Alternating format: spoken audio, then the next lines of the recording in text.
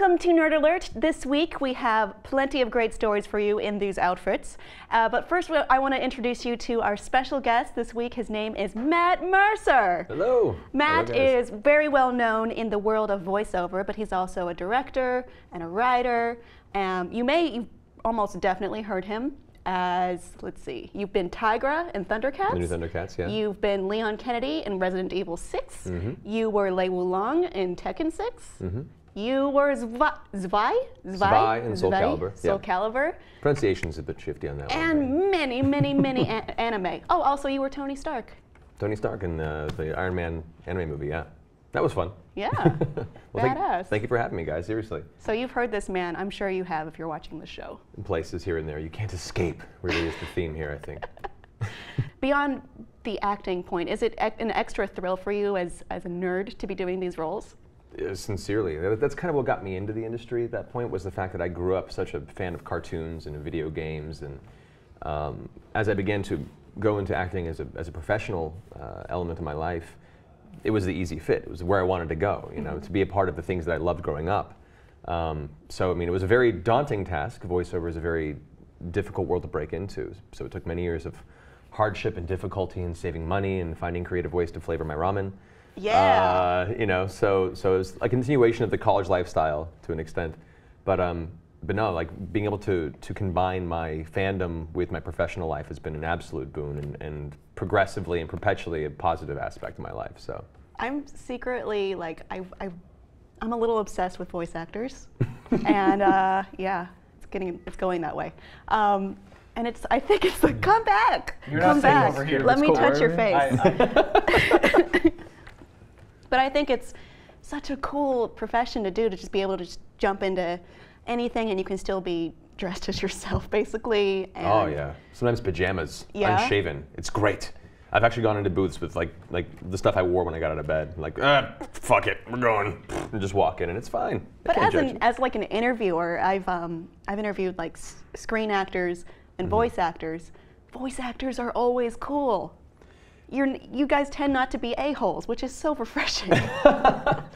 Thank you. A lot of that, I think, stems from just, it's a little more of a humble industry. We don't have, and many of us seek, the lack of publicity. You know, not being face recognized for us. It's doing the job and enjoying the work without necessarily grasping for the recognition. And I think that tends to draw a lot of very humble people.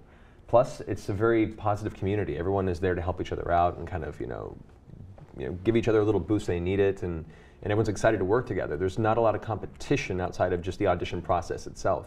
So I think that it helps breed an industry of really great people. There's very few people in the industry I've met, in voiceover specifically, that have rubbed me the wrong way. Like almost everyone's been fantastic, and that's kind of the reason why I dig it a little more than on camera. Yeah, I can see that.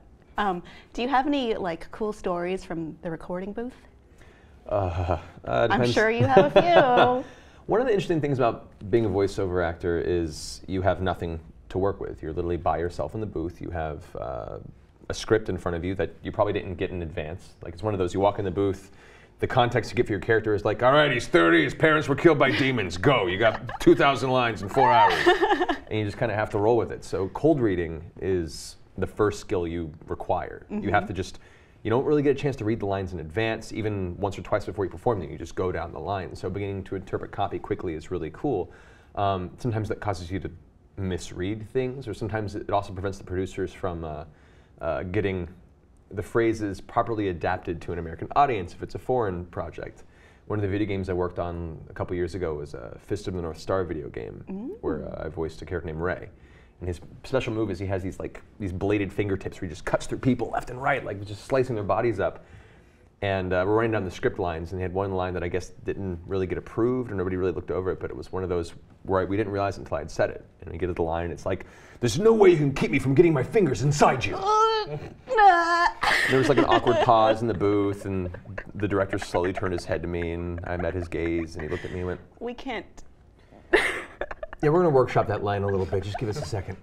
So like that happens every now and then, you get interesting reads. What's been fun is, through the voiceover realm, it's also bleeding into the motion capture realm as well. And so I've been doing a lot of motion capture for games too, working with a lot of really talented people like Troy Baker, J.B. Blanc, Travis Willingham, extremely talented actors. And when you're in an entire suit of spandex and glowy balls in the middle of a voided space in a warehouse downtown, you get to play. It's like being a 6-year-old in your front lawn, and you just imagine everything. And it's a lot of fun. I saw the video from Last of Us of that. Are we going to see any video of you doing that? Probably at some point. Right. Yeah, it's interesting. Getting to do your own stunts is fun too. Getting to jump off of a giant series of cardboard boxes into a crash mat covered in spandex and a bunch of balls. I like having a lot of balls on me, I think is what I'm trying to say. That's going to be the soundbite we choose. Good, I hope so. Use that as your bumper. It's a good plan. But yeah, I mean, the booth also has a separation from you and the rest of the crew. So I've had games like Resident Evil in particular. For the first few sessions, we had up to 9 of the Japanese producers and production team in the booth with the director and the sound engineer and the American producers. So it was me alone in a booth, face covered in tiny glowy dots for the facial capture for Leon, glass window, and 15 people staring at me for every line. And then when I'd finish a line, then you'd see all 9 of the Japanese producers all start talking to each other. You can't hear anything they're saying. And they talk for like 5 minutes. And they talk to the director. The director would get frustrated and talk to them. And he'd talk to the American producer. They talk to the engineer, and then go back to the Japanese producers. And I can't hear anything they're saying. I'm starting to sweat beads in there. You know, the dots are falling off my face. Oh no! And then eventually the director comes forward and goes, "That was good. Take it one more time, a little faster." You know. So that it gets a little interesting with that kind of a build-up. Do you feel that pressure, not just having producers staring at your face and scrutinizing you, but taking on these really, well-loved roles? We were talking a little bit off camera about a project where you're taking on like this role that people love and they're really anticipating it. Yeah, it's a lot of pressure. Yeah. Are you crumbling? Not crumbling, but it's daunting. Leon was a huge task for me because Yeah. I was a fan of the Resident Evil games beforehand. I played, all the way up through 5 at that point, and Leon was my favorite character, mainly because of Resident Evil 4. Paul Mercer, who played him originally in 4, as opposed to Paul Haddad, who played him in 2. I broke the Paul chain, guys. I'm sorry. You could change your name still. That's true. Well, he was Mercer. Second one was Mercier. I'm Mercer. It's close enough. It's a transition. So it was a very daunting task. I loved his performance, and I knew everyone loved, Paul's Leon. So I was very kind of intimidated at first. Mm-hmm. So I was glad that at least that was accepted readily from a lot of people, not everyone, because any change comes with that base. You can't help it. And this upcoming project that I can't talk about yet. But oh my God, guys, it blew my effing mind, and I'm not allowed to talk about it. I'm excited. I don't know. They didn't tell me. You'll find out with the rest of them. But yeah, I guess they're announcing sometime in March maybe. But there's a project I'm working on with a fan favorite character that I know already. There's going to be a bunch of backlash of like, he's different from the original actor and all this stuff. It always is that way. I know. But I hope you're humble, be gentle. And I hope you enjoy my interpretation of this censored character we can't discuss right now. It's a big deal. That's all I can say. But yeah, so it's a little daunting, but as an actor too, it's a fun challenge to kind of bring your own spin to an existing character and hope that it connects with people. Do you ever maybe when you're playing games or watching series, kind of do the voice how you think it would go? Like maybe before when you played Resident Evil, you'd say Leon's lines a certain way. Well, yeah, I mean, part of being a voice actor is you're always practicing. You're always trying things out, whether you mean to or not, which generally leads to you talking to yourself in your car a lot and people thinking you're crazy.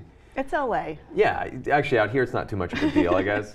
But yeah, you'll be hearing lines, whether they're delivered well and you just want to try and, copy it and kind of see how it feels to deliver it that way, or if it's a character you aren't really sure about the choice they went with casting and you kind of want to give your own spin to it and see how you would have done it. Yeah, you find yourself copying a lot of the dialogue in games too, but for me a lot of it's a learning process. And just kind of picking apart the parts that I liked and building possibly a character that I get to audition with that character voice in the future. So it happens a lot. Yeah. It's so cool. I could ask you these questions all day because as I said, I'm obsessed with voice acting. But tell me a little bit about your upcoming projects. Yeah, so I've directed a few web series projects over the past few years. So you've done School of Thrones. School of Thrones, which we did last year right before the Game of Thrones premiere. It's kind of like a 1980s high school kind of John Hughes version of the Game of Thrones universe. And so that was fun. We're hopefully going to do another iteration of that coming up soon. Long before that, I did a web series back in 2009 called There Will Be Brawl, which was like a live-action film noir HBO crime drama version of the Nintendo universe. Yes. It was an intense, like 3-hour epic where there was like, you know, mafia dons vying for power between King DDD and Ganondorf, and a lot of blood and intrigue. It was a fun series. Did you play Ganondorf? I did play Ganondorf. I knew it. It was a fun one. So through those, I've gotten really interested in and perpetually involved in the web community. And right now, we're hoping to launch on Kickstarter soon a musical project called well, the character's name is Malfalia. We're still working on the title of it. So we'll have that hopefully coming up in the next few weeks. Those of you who follow me, you can find me on Facebook or Twitter, and I'll be updating with those links as soon as they come up. But yeah, it's a fantasy musical project. We have some great cast members. We have Ash Burch. Yes. A lot of characters from School of Thrones, such as like Ashley. Well, Ashley Clemens was not in School of Thrones, but she was from the Lizzie Bennet Diaries, as well as Mary. Oh my gosh, I had a game night with her. Oh, nice. Small world. Look at that. So once again, the world is crushingly small today.